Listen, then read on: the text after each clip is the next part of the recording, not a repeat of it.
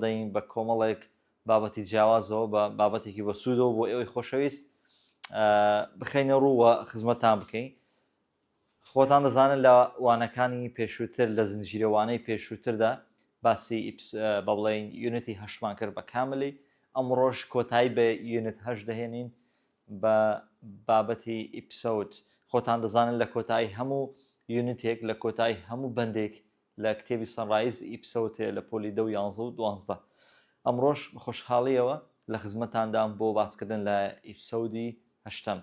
So let's start together and let's see what's going on in this episode or in this part. As you can see here, the title of this episode is about from Fort Kearney to New York Harbor. طبعا يما لا أوقات بيشوتور بس كمال اشتمان كرت. أقل بيتام بي أو ناوا بورد أو ناوا لا أوقات أو تمش هبو كبندري ياخد لا شويني بكو أردوغا ناوزن دكري بيدك دري فولت كيني باشا بوشي وازي استال لوي ودرون بو بندري نيويورك دیارە شوێنەکان دەگوازنەوە تەوان سروشتی ئەم زنجیرە بۆ شێوازە بووە لە شوێنێک چوونە شوێنێکتر دواتر کۆمەڵی ڕووداویتر ڕوویداوە باش بزانین ئەمڕۆ چیمان هەیە و چی ڕوودەدا. Let's read together first, then we'll try to explain the important parts. Okay, as you can see here, we have a dialogue at the beginning. It says, Phyllis Fogg was preparing to follow the Indians to the south and rescue Passepartout. He asked the captain and soldiers from Fort Kearney to go with him. The captain said, I cannot leave the fort to save just 3 people, okay? They may already be dead. بێگومان ئەزیزانی من ئەگەر لەبیرتان بێت لە ئەڵقەی پێشوو با بڵێن لە ئیپسۆدی پێشتر شەڕێک ڕوویدا کاتێک گەشتیان دەکرد باشە بە نێو زنجیرەسیەکانی نێبراسکادا لەو کاتە 3 کەس ون بووە بوو 2 کەس و لەگەڵ پاسپارتۆ ئەو کات فلیسفۆ گوتی من بە زیندوی بیان بە مردووی بێدەوێت بیدۆزمەوە بۆیە لێرە دەڵێ چی؟ لێرە دەڵێ تەوان فۆگوا دەڵێ بە کاپتنەکەی دەڵێ دەمەوێت بڕۆم بۆ باشوور بۆ ڕزگارکردنی پاسپارتۆ بۆ کوێ بڕا باشوورە ئەوە دەکرێت گرنگ بێ دەڵێ دەکرێت گرنگ بێ باشوور ببورن دەکرێت گرنگ بێ بۆ کوێ ڕۆیشت بۆ باشوور بۆچی to rescue پاسپارتۆ بۆی پاسپارتۆ ڕزگار بکە یان ئێستا پاسپارتۆ ئاسواری دیار نییە باش دواتر کابنەکە مووقفی چی دەبێت دەڵێ چی دەڵێ ناتوانم ئێرە بەجێ بێڵم تەنها بۆ ڕزگارکردنی 3 کەس تەوان فۆک ویستی با بڵێ هەندێک سەرباز وەر بگرێت لە کابتنەکە بۆ هاوکاری بەڵام وتی ناتوانم تەنها بۆ ڕزگارکردنی 3 کەس ئێرە بەجێ بێڵم ڕەنگە لەمێش بێ مردبن یعنی بە کوردی کابتنەکە بەو داوای ڕازی نەبوو باش دواتر بزانین باز لە چی دەکات قوتابیانی بەڕێز دەڵێ پاسپارتۆ بێگومان هێشتا دیار نییە بۆیە فۆک دەڵێ چی Then I will go alone. Passepartout saved all of our lives, said Phyllis Fogg. Passepartout Fogg goتی پاسپارتۆ ژیانی هەمومان ڕزگار کرد کەواتە بەتەنیا دەڕۆم یعنی ئەگەر تۆ سەربازی شم نەدەی و هاوکاریشم نەکەی من هەردەچم لە بەرۆی ئەو ژیانی هەمومانی ڕزگار کردووە و پێویستی هاوکاری بکەینەوە. When he heard this, the captain changed his mind and sent 30 of his men to help Mr. Fogg. کاتێک کابتنەکەش گوێی لەو قسانە بوو ڕای خۆی گۆڕی فکرەی گۆڕە بۆیە بڕیاری دەکەوە 30 سەرباز بنێریان 30 پیاوی خۆی لەگەڵ بنێرێ بۆ ڕزگارکردنی پاسپارتۆ و هاوکاری فۆگ بکە. پاشان دەڵێ Mr. Fogg made a promise to the soldiers. بەڵێنێکی بە سەربازەکاندا فۆگ وەکو هەمیشە زۆرجار بەڵێن و شتی بەکارهێناوە بۆ جێبەجێکردنی ئیشەکانی. فۆگ بەڵێنێکی بە سەربازەکاندا وتی چی؟ وتی I'll give you 5,000 pounds to share if we rescue the prisoners. وتی من 5,000 پاوەندتان پێدەدەم ئەگەر زیندانیەکان واتە پاسپارتۆ و 2 کەسەکەی تر ڕزگار بکەین یان ڕزگار بکەن باش دواتر بزانین چی ڕوویدەدا فیکس دێتە ناو بابەتەکە فیکس زۆر باشە دواتر فیکس وەکو هەموو جارەکانی تر پێی ناخۆشە کە ئەوە ڕوودەدا و لەبەرەوەی زۆر جار لە بەرژەوەندی ئەودا نییە بزانین لێرە چی دەڵێ Mr. Fix was very worried باشە when Mr. Fogg asked him to stay at the pool and look after Auda طبعا دەڵێ فێکس زۆر نیگەران بوو پێی ناخۆش بوو کاتێک Mr. Fogg داوای لێ کرد کە لە بەندەرەکە یان لە جێگاکە بمێنێتەوە و ئاگای لە ئاودا بێ After the detective was not there to watch him, Fogg may try to escape. ئەو فکرەکەی فیکس بوو پێوا بوو ئەگەر ئەو لەوێ نەبێ ئاگای لێ نەبێ ڕەنگە فۆگ لە دەستی ڕابکە خۆتان دەزانن ئەو شەیە زۆر بەکار هاتووە لەبەرەوەی فیکس لە ئەڵقەی با بڵێن لە ئەڵقەکانی بیدایەتەوە بە دوای فۆگۆیە و دەیەوێت دەستگیری بکە باش بۆیە لێرەدا دەڵێ من ئەگەر لەوێ نەبم ئاگام لێ نەبێ ڕەنگە ڕابکە ڕاکردنیش بێگومان پێ دەکرێت escape. Mr. Fogg gave Auda his bag with all the money inside and said goodbye.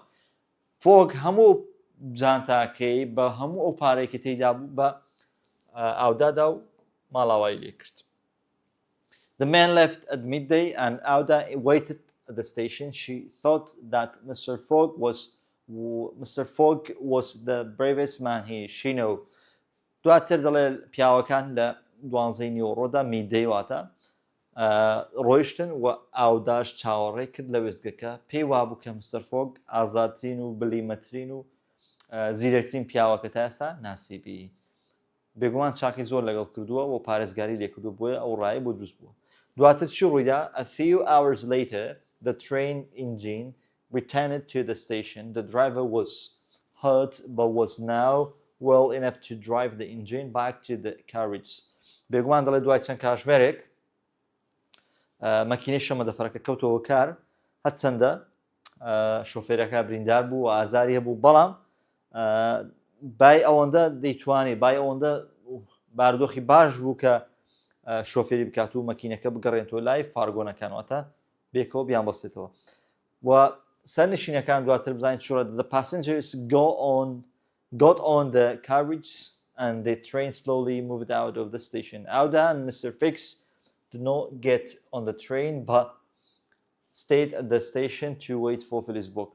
دواتر سەرنشینەکان وردەوە لە سواری شەمەندەفەرەکە بوونەوە و بە هێواشی شەمەندەفەرەکەش لە وێزگەکە دەرچوو و دەستی بە گەشتەکەی کردەوە بەڵام ئاودا و بەڕێز فیکس لەگە شەمەندەفەرەکە نەڕۆیشتن لەبەرەوەی چاوەڕێی فۆگیان دەکرد تاکو بگەڕێتەوە و پاسپارتۆ یان پاسپارتو کە دەکرێت بۆ شازەش بڵێن ڕزگار بکەن باش دواتر بزانین چی ڕوودا ئایا ڕزگاری دەکەن یان نا یان چی بەسەرێت دەڵێ It was very cold and it was snowing دەڵێ لە دەرەوە جەوێکی زۆر سارد و بەفراوی بوو باش It started to get dark and Auda could not sleep خەریک بوو تاریک دەبوو بۆیە ئاودا نەیدەتوانی بخەوێ و لە قەلەقی و لە دوودڵیدا مابوویەوە ئایا تا دێنەوە نایەنەوە پاسپۆرت و ڕزگاری بووە نەبووە بۆ شێواسە باشە ببورن بۆیە دەڵێ She sat and waited all the night.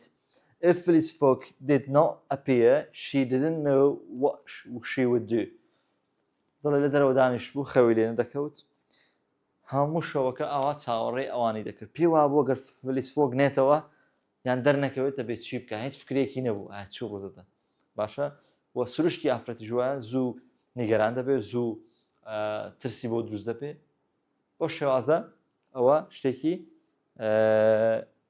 گشتیە But then at 7 in the morning Mr. Fogg appeared with Passepartout and the soldiers دەڵێ بەڵام لە کاتژمێر هەوتی بەیانی باشە فۆگ لەگەڵ پاسپۆرتۆ بەدیار کەوت و سەربازەکانیشی لەگەڵ بوو کەواتە ڕزگاری بوو Auda was very happy to see them و ئاوداش کە لە ئێوارەوە چاوەڕێوانی دەکرد زۆر خۆشحاڵ بوو و تەسەووری نەدەکرد کە بگەڕێنەوە واتە کاتژمێر هەوتی بەیانی ڕۆژی دواتر پاسپۆرتۆ ڕزگاری بوو لەلایەن فۆگ و سەربازەکانەوە دواتر دەڵێ چی Where is the train? asked Passepartout. Passepartout ماڵی ئاوێت تۆزی بە پەلەی لە ئیشکردن بۆیە ڕێک گوتی چی وتی شەمەندەفەرەکە لەکوێیە جارێ ناتوتەوە جارێ ناتوتەوە باردۆخی ئاسایی خۆی ڕێک پشاری شەمەندەفەرەکەی دەکات دەڵێ چی گەن Mr. Fix said Mr. Fixish وەک پیاوان وتی وەڵام ڕۆیشتووە and the next train does not leave until this evening ووتی شەمەندەفەری دواتریش هەتاوەکو ئەم ئێوارەیە بەڕێ ناکەوێ بۆیە پەلەت نەبێ و وەرە پشوو بدە. Mr. Fogg now found himself 20 hours behind time. ئێستا فۆگ بۆی دەرکەوت کە بەڕاستی ئەو تاخیر بووە لەو گەشتەیدا و 20 کاتژمێر لە وادەی خۆی دواکەوتووە. ئەوە کێ؟ فۆگ. دواتر چی ڕوویدا؟ لێرە شتێکی نوێ دێتە ئاراوە دەڵێ چی؟ دەڵێ if they couldn't get to New York by 11th December at 9 o'clock in the evening, then they would be too late. یعنی تاخیرەکە لە بەرژەوەندی ئەوان نییە. دەڵێ ئەگەر لە 11 دیسمبر لە کاتژمێر 9 ئێوارە نەگەن نیویۆرک ئەوان زۆر تاخیر دەبن لە وادەی خوان دوا دەکەون. بۆیە پاسپارتۆ was very upset and felt bad because he thought that everything was his fault. پاسپارتۆ بێگومان نیگەران بوو و هەستی بە بێتاقەتێکی زۆر دەکرد لە بەرەوەی پێوا بوو ئەوە هەمووی بەهۆی ئەوەیە یان هەڵەی ئەوە زۆر باش. دواتر بزانین ئایا چیان بەسەر دێ؟ لێرە دەڵێ Mr. Fix then asked said do you already have to be in New York on the 11th? Yes, it's very very important. Fix پشە لە بێگومان لە فۆگ دەکات دەڵێ بەڕێزیان گەورم هەر بەڕاستی دەتەوێت 11 مانگ یان زووتر لە نیویۆرک بی؟ ئەویش دەڵێ چی؟ بەڵێ زۆر زۆر گرنگە دیارە شتێکی تایبەت هەیە. دوای دەڵێ چی؟ then I might have an idea. Fix دەڵێ فکرێکم هەیە کەواتە فکرێکم هەیە. There is a man who has offered us a sledge with sail. If we use it, we can travel across the snow. Fix suggests. Fix ئەو جار ئیشێکی باشی کرد. وتی فکرێکم هەیە پیاوێک دەناسم کە جۆرێکی بەلەمی چارۆکەدارێکی پێ دەڵێن بۆ شێوازەیە سلەج ئۆفەری ئەوەی پێداین کە ئەومان پێشکەش بکە و پێمان بدە بۆیە دەتوانین بەکاری بێنین کە لە گەشتەکەدا بتوانین بەکاری بێنین پێ بپەڕینەوە لە بەفرەکە نەزاتمان بچکە وەکو باسمان کرد بەفرە و کەشوواکە بەڕاستی ساردە و کاتیشان نییە کەواتە ئەوە فیکس ئەو خێرەی کرد هاوکاری کرد. دواتر دەڵێت چی؟ There was no time to lose. They all climbed onto the open sledge and started the 200-mile journey to Omaha, Nebraska. بێگومان کاتی زۆریان نەما بوو و ماوەکەشیان زۆر نەما بوو کە بگەنە شوێنی مەبەست. دەڵێ هەمویان سەرکەوتن و دەستیان بە گەشتە 200 مایلەکە کرد بۆ ئوماها لە نێبراسکا. زۆر زۆر باشە چونکە بەڕاستی کاتیان زۆر نەما بوو و 200 مایلیشان مابوو. دواتر دەڵێ they traveled across the snow at the speed of 40 miles an hour. بە خێرایەکی زۆر زۆر دەڕۆیشتن کە لە مایلێکدا با بڵێن لە بورن لە کاتژمێرێکدا 40 مایلان دەبڕی. دواتر دەڵێ it was a cold and dangerous journey and Passepartout shot at wolves that came near the sledge. When they arrived in Omaha, there was a train waiting to leave to go to New York. بەرنامەکە وا بوو بگەنە ئوماها لەوێ بە شەمەندەفەرێک بڕۆنە نیویۆرک دەوان ببورن بۆ شێوازە بوو بەو شێوازە ڕوویدا. کەواتە بێگومان گەشتەکەشیان ساردووە بەڵام ئەو فریان کەوت چونکە توانیوتی بە ماوەیەکی کەم لە خێرایەکی زۆردا بگاتە ئەوێ و بەو کەشوها سارد و بەفراویەدا گەشتێکی خۆی بکە. بەرنامەکەیان بۆ شێوازە بوو. قوتابیانی من دەچینە بەشی دواتر بزانین ئایا کەی دەگەنە نیویۆرک و چۆن دەگەن. دەڵێت the four travelers jumped on the train and it moved out of the station. بێگومان گەشت نەبێ دەڵێ سواری شەمەندەفەرەکە بوون و لە وێزگەکە هاتە دەرەوە. The next day, the 10th December, the train arrived in Chicago. دەڵێ لە ڕۆژی دواتر لە بەیانی 10 دیسمبر کەشتێکە گەشتە شیکاگۆ کە شارێکە لە ئەمریکا. They immediately got on another train and in minutes they were moving toward New York. و دەست بەجێ کە گەشتنەوێ ڕاستەخۆ سواری شەمەندەفەرێکی تر بوون و بەرەو نیویۆرک کە ئامانجەکەیان بوو بەڕێکەوت. باش دڵێ in the end لە کۆتاییدا Phyllis Fogg پاسپارت و ئەودان Mr. Fix ئەو چوارەیان arrived in the city of New York at 11:15 in the evening on 11th December. کاتە زۆر مهمە بەڕێزان لە کەی لە چ کاتێک گەشتە نیویۆرک و چوار شخصە لە بێگومان لە چارێکی بووی بۆ یعنی 11 چارێک بتوانین بڵێن 11 چارێک لە ئێوارەی 11 دیسێمبەردا گەشتە نیویۆرک. They were too late تەخیر بوون بەڵام هەر باش بوو. The China the ship that was going to Liverpool was already at sea and on its way to England.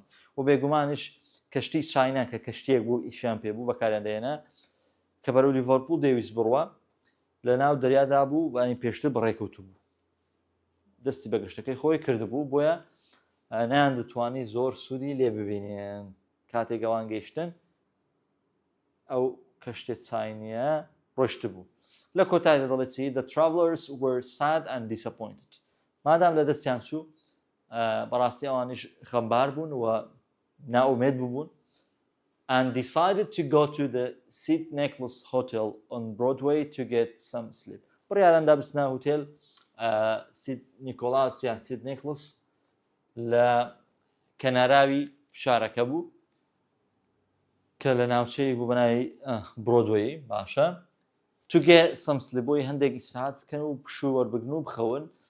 It seems that there was now no hope of finishing the journey in 80 days. ئێستا بۆ پێ بێت مادام تاخیر بوون و ئەو کەشتیان لە کیس چووە ناتوانێت بگەنە شوێنی دواتر بۆیە لێرەدا دەڵێ هیچ ئومێدێک نییە کە بتوان گەشتەکەیان لە ماوەی 80 ڕۆژدا تەواو بکەن چونکە ئەگەر لە بیرتان بێت لە بیدایەتەوە ناونیشانی ئیپسۆدی پۆلیدە ئەوە بوو گەشتکردن بە دەوریجیاندا لە ماوەی 80 ڕۆژدا بەڵام ئەوان ئێستا تقریبا نیوە زیاتریان بڕیوە دانەوێ بگەنە خاڵی کۆتایی بەڵام بەو پێ بێ کە تاخیر بوون ناگەنە شوێنی مەبەست بەڵام لە بێتان بێ دوو ئیپسۆدمان ماوە پەلەمەکەن و ڕوون دەبێتەوە لە وانەکانی داهاتوو یان لە دوو ئیپسۆدی داهاتوو ڕوون دەبێتەوە چیان بەسەر لە ماوەی دیاریکراوی خۆیاندا دەتوان گەشتەکە تەواو بکەن یاخود نا ئێستا هاوشێوەی وانەکانی ڕابردوو in activity book we have page 77 it's about an activity out of episode of course episode 8 okay we have some questions we will try to answer the questions together and the پرسیارمان هەیە لەسەر بابەتی ئیپسۆد بێگومان لە لاپەڕە هەفتە ئاوتی کتێبی چالاکی پرسیارەکان چین بێکەوە داخوێنەوە و هەوڵ دەدەین وەڵامی ڕاست نیشان بکەین.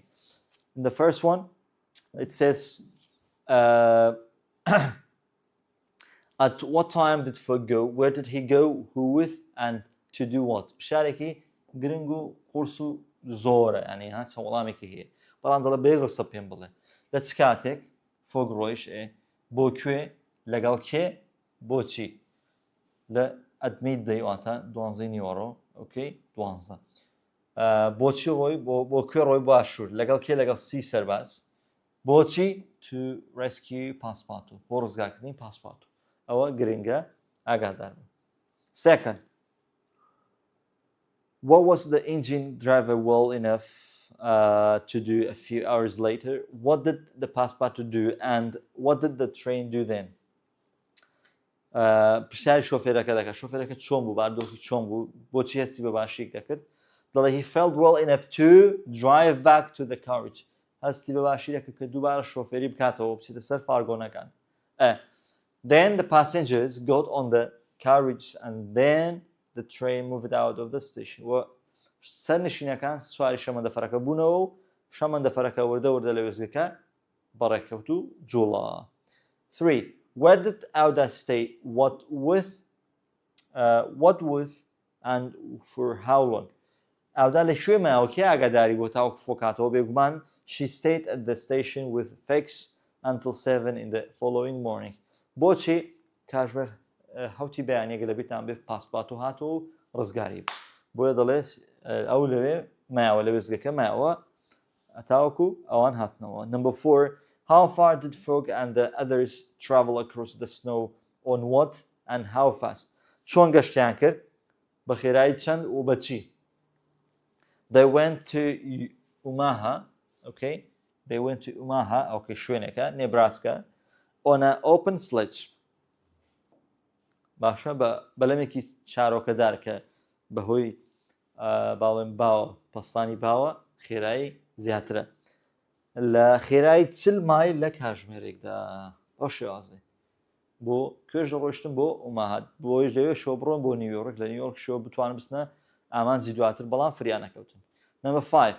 Where did they get to next day? What did they do there? And what were doing soon after that? گەیشتنە کوێ ئۆکەی ڕۆژی دواتر چیان کرد لەوێ و دایانویست دووبارە بە زووی چی بکەن خۆناغی داهاتوو یا شوێنی داهاتوویان کوێ بێت لێرە دەڵێ چی they go to Chicago okay گەشتنە ئەو شارە شاری شیکاگۆ they jumped on another train okay سواری شەمەندەفرێکی تر بوون and soon they were moving toward New York بۆ بەرەو نیویۆرک بەڕێکەوت. پرسیاری شەشەم و کۆتایی when the travelers got to New York where was the ship already okay how did they feel and what did they decide to do کە گەیشتنە ئەوێ یان کەی گەیشتنە نیویۆرک کەشتەکان لەکوێ بوو باشە و دەڵێ هەستیان چۆن بوو و بڕیاریاندا کە دواتر چی بکەن یان خۆناغی داهاتوو چی بکەین دەڵێ when they got to New York at 11:15 کاتژمێر 11:04 گەیشتنە نیویۆرک on 11th December لە 11 دیسمبر بێگومان their ship was already on its way to Liverpool کەشتیەکەیان کە کەشتی چاینا بوو پێشتر پێشەوەی ئەوان بێن بەڕێکەوتوو بۆ لیڤەرپول so they decided to go to St Nicholas Hotel on Broadway بڕیاراندا بچنە هۆتێڵی St Nicholas لە برۆدوەی بۆی لەوێ کەمێک پشوو وەربگرن و بیر بکەنەوە بزانین چی بکەن زۆر باشە دەچینە سەر هەندێک لە پرسیاری WH question کە لێرە هەمانە okay it says focus on the following questions based on episode 8 of course look at the questions and the first one of course they are very important بەدڵنیاییەوەوان زۆر گرنگن first one why was Phyllis Fogg preparing to follow the Indians ئەوە گرنگە Fogg بۆچی ئامادەکاری دەکرد کە شوێن هیندیەکان بکەوێ Phyllis Fogg was preparing to follow the Indians and later دەست پێ دەکات یعنی بەمەبەستی بۆ to rescue passepartout بەمەبەستی ڕزگارکردنی پاسپارتۆ کەواتە هۆکاری ڕۆشتنی فۆگ یان ئامادەکاریەکەی کە شوێنی هیندیەکان بکەوێت چ بوو ڕزگارکردنی پاسپارتۆ. Second, where did Fogg follow the Indians? Fogg بۆ کوێ شوێنی هیندیەکان کەوت یعنی بۆ شوێنێک Fogg followed the Indians to the south بەشی باشووری وڵاتەکە لە بەشی باشوور پاسپارتۆ دەستگیرکراوە یان بزر بوو. 3. Who did he go to rescue passepartout with? بێگومان لەگەڵ کیان بۆی بیناسەوە with بۆ پرسیار بە کراوە بە who لەگەڵ کێ ڕۆی دەڵێ he went to rescue passepartout with 30 soldiers لەگەڵ 30 سەربازی تر ڕۆیش بۆ ڕزگارکردنی پاسپارتۆ. پرسیاری چوارەم و پێشکوتایی what did Fogg give ئەودا ئەوە گرنگە Fogg پێشەوەی بڕوات چی بە ئەودادا he gave her his bag with all the money جانتاکەی بە کامل پارەوە بە جانتای پڕی پارەوە دای بە ئەودا وتی با لەلات بێ ئیتر کەر کاتێک هاتمەوە و کاتە قسەیەکی تر لێ دەکەین. پرسیاری پێنجەم و کۆتایی خۆشەویستان دەڵێت چی what time did Fogg return Fogg چ کاتێک گەڕایەوە و پاسپارتۆ ڕزگاری بوو Fogg returned with passepartout and the soldiers at 7 in the morning کاتژمێر حەوت لە بەیانیدا گەڕایەوە. کەواتە خۆشەویستانی من ئەوە بابەتی ئیپسۆدی هەشتەم بوو. بەڵێ دەزانم کە ڕوون نییە دیار نییە ئایا توانیویانە گەشتەکان لە ماوەی 8 ڕۆژە تەواو بکەن یاخودنا ئایا گەشتونە ئامانجی خۆیان یاخودنا بەڵام ئاگادار بە دووەڵقەی ترمان ماوە کە هەوڵ دەدەین لەوانەکانی داهاتوو لە ڕۆژانی داهاتوو بیخوێنین و بۆ ئەوەی خۆشەویست ڕوونتر دەبێتەوە کە چی ڕوودەدا. بۆیە لێرەدا کوتایین بەم وانەیە دەهێنین هەتاوەکو وانەیەکی تر لە بابەتێکی تر بە خزمەتان دەگەینەوە بمێنن بە ساغ و سەلامەت و سەرکەوتوو.